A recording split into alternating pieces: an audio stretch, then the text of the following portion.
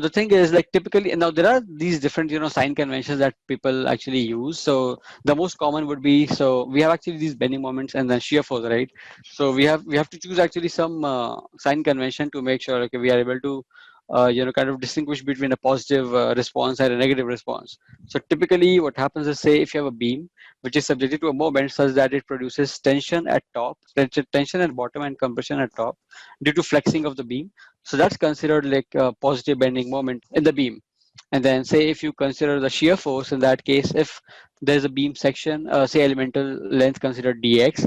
So in that case, if you have, say, a left up right down type of shear force that's being kind of realized in the beam, so that's more like a positive shear force. So that's kind of the sign convention that typically is used. And but this could actually vary from software to software and things like that, but then we can always set it based on whatever we want to. So that was more of a sign convention that's typically used. Now there's this also thing which is more of a real life thing, that's basically flexible supports. So till now what we are seeing is beams having those support reactions which are locking the translational or the rotational degree of freedom. But then in reality, nothing is actually having infinite stiffness, be it in terms of rotation or be it in terms of translation. So in that case, what actually happens is, if you consider this beam here, that's basically, say, supported off of two vertical springs here, which is, so one is having a stiffness of K1 in a load per unit deformation, and then this one is having say a spring stiffness of K2, a vertical stiffness, and then we have this rotational spring which is K3.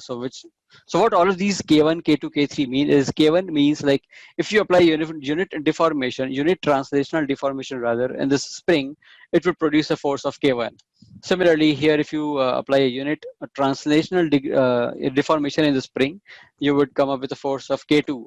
And then here, if you apply a unit rotation in this spring, you would develop a moment reaction here, which is K3. So that's what these different spring stiffnesses mean. And the thing is, this is actually really important because in real life structures, as I said, like nothing is fully fixed or fully pinned. So, for example, if you consider, say, a moment frame wherein columns are actually supported off of foundations, we all know, like, foundations actually settle, right, due to gravity loads and all, because the soil settle. Because of that, the foundations also settle. So in reality, they are not really pinned supports, but they are more of a spring support. So there are structures wherein those settlements may be like kind of negligible or may not have a huge impact on the structural behavior. But then there would be structures wherein, if these settlements are kind of high, in that case, that's going to have a drastic impact on the structures itself. So in that case, it's kind of important to understand like what kind of structure we are dealing with, and also what are the stiffnesses of those supports that we have. And then the other example of this would be, say, if you have a grade beam which is spanning from one foundation to the other and then to the other. So if it's a continuous beam, for example, in that case, if any support settles, in that case, we know that actually changes the bending moment and shear force diagram of the beam itself. So it's really important for some of these structures to just make sure, like, we understand like what are different implications of considering a support settlement or a flexible support versus a pinned support. So things like that. And then now the different types of load that we typically encounter in a real life project. So just wanted to like cover some of those aspects. So for example, gravity, that means that's actually acting vertically downwards in the gravity direction. So obviously the weight of the members would be the basic one that qualifies for that category. And then we have the weight of the floor finishes, like whatever tiles or, say, concreting that you are doing on top of the floor to have a floor finish. So that also has its own weight. So that's also kind of a gravity load. And then we have the facade weight. So say if you have a curtain wall or a metal panel system, so they have their own weight. So when they're like gravity load which is applied on the structure, then we have live load, say moving load, right? I mean, people walking over a floor, so the people actually inducing their own weight as well. So that's also gravity load on the structure. Then we have the partition wall loads. I mean, when you're moving partitions here and there, even that's a gravity load because they have their own weight. And then we also have, say, a snow load or rain load, right? I mean, if you go to the North India, wherein there's a bunch of snowfall that happens, so they also have their own weight, and they also impose those loads to the structure if the snow gets accumulated on the structure. And then rain as well. So since we don't want to we tend to avoid having rain loads, so that's the reason like all of our roof actually has those slopes, and also that the rainwater could drain into those things. So, and then we have these lateral loads as well.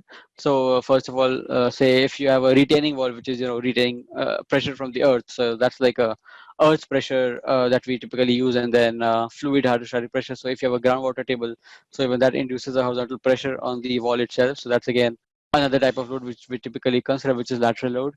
And then we have these hybrid loads here. So by hybrid, I mean like they actually have a mix of gravity as well as lateral in the direction.